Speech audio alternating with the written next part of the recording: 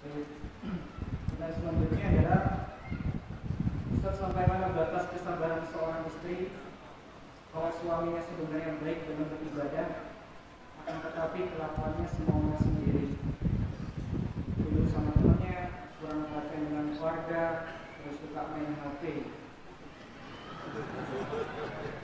Mohon nasihat sebaiknya apa yang dilakukan oleh seorang istri? Masya Allah, Masya Allah.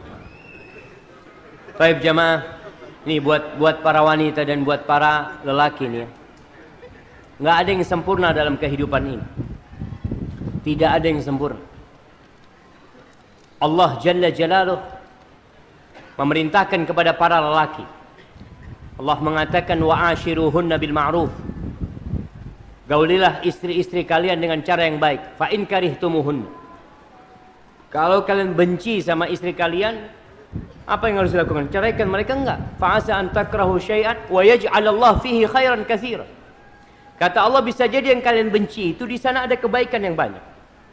Artinya Allah mengarahkan manusia agar melihat kepada sisi positif pasangan hidup, tidak melihat kepada sisi negatif. Maka kalau tadi dikatakan alhamdulillah suaminya dari sisi ibadah baik, alhamdulillah. Hanya punya kekurangan dari sisi muamalah.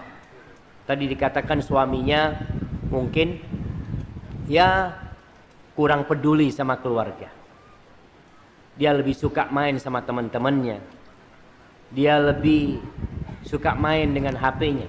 Maka sekarang tugas istri bagaimana menjadikan suaminya melihat istrinya sebagai teman. Jadi si istrinya harus memposisikan diri sebagai sahib buat suaminya. Suaminya mau apa? Bang, yuk kita main badminton yuk di rumah. Dia suka main sama teman-temannya. Kalau mungkin enggak, Mas yuk kita main petak umpet sama anak-anak. Karena dia ingin sesuatu yang lain jamaah. Kalau kita melihat suaminya memang seperti itu. Ini suami ada suami yang zalim memang jamaah. Sama temennya baik, sama sohib-sohibnya Masya Allah. Padahal kata Nabi SAW, khairukum li ahli. Orang yang terbaik di antara kalian adalah yang paling baik sama istrinya, bukan sama sohib. Ketika suami suka main HP, jadikan dirimu HP buat suamimu. Gimana caranya jamaah? Betul jamaah. Dia butuh sesuatu, mamanya. Kenapa dia pegang HP? Kadang-kala suami ini terus terang. Bosan, ada suami yang bosan dengan cerita-cerita istrinya, yang cuma nyeritakan tetangga ya, ceritakan fulan cerai, fulan ini macam-macam. Anak kadang-kala sama istri anak dia bawa berita baru. Anak ngomong sama dia, sayang pahalanya dibagikan buat orang itu. Oh iya bang ya, kata dia, nggak jadi sudah, kata dia. Kadang-kala yang dibicarakan wanita sesuatu yang kurang bermanfaat. Coba berusaha untuk di level suaminya. Suaminya apa sih yang ingin dibicarakan sama dia? Berusaha. Jadi ketika duduk makan, suaminya suka bicara apa? Mau bicara tentang pertanian. Karena dia insinyur pertanian namanya. Ya berusaha, bang Ana mau tanya, bang cara nanam kedelai gimana ya bang? Kira-kira suaminya jawab nggak jawab? Tapi artinya seorang wanita memiliki kemampuan untuk menundukkan suaminya. Allah kasih wanita ini, kalau istilahnya Ustaz Firanda, sihir halal. Dia bisa menyihir suaminya jadi nggak kepingin keluar rumah jam. Pertama, kalau suaminya datang jangan ditanya dari mana. Ibu-ibu, berhenti tanya suami dari mana. Ganti pertanyaannya. Suami datang, bang mau apa? Kepingin apa? Itu suami kalau dapat pertanyaan dari mana? Iya dari sana. Sama siapa bang? Sama fulan. Terus ngomong apa tadi? Ya Allah, lupa tadi nggak direkam. Jadi ada istri yang membuat suami nggak betah di rumah. bikin suaminya betah di rumah. Ketika datang tanya mau apa, ini itu, bikinkan makanan, ambilkan air anget, kakinya dibasuh dengan air anget. Allah, itu nggak kepingin keluar rumah, dia ngomong, ya Allah, bismillah, bismillah. Sudah selesai ditelepon sohibnya, HP-nya dimatikan. Enggak.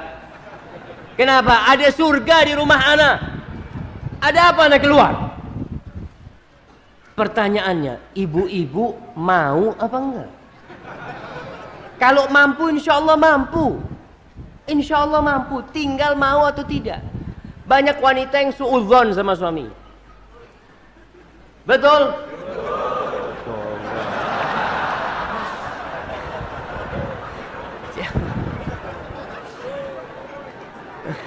Astagfirullahaladzim, jemaah.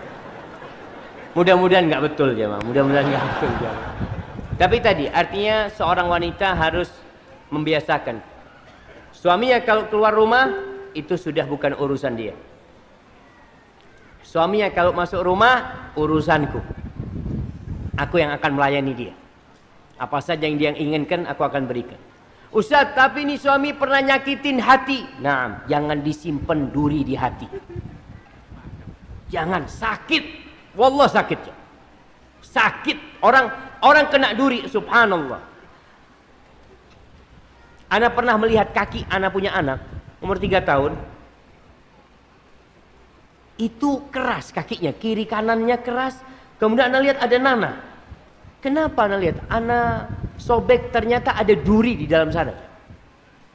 Walaupun sudah tertutup, duri itu tetap akan jadi penyakit, nggak akan pernah sembuh. Bagaimana caranya? Keluarkan duri itu. Ketika suami melakukan kesalahan, katakan aku juga pernah berbuat salah. Begitu pula para suami.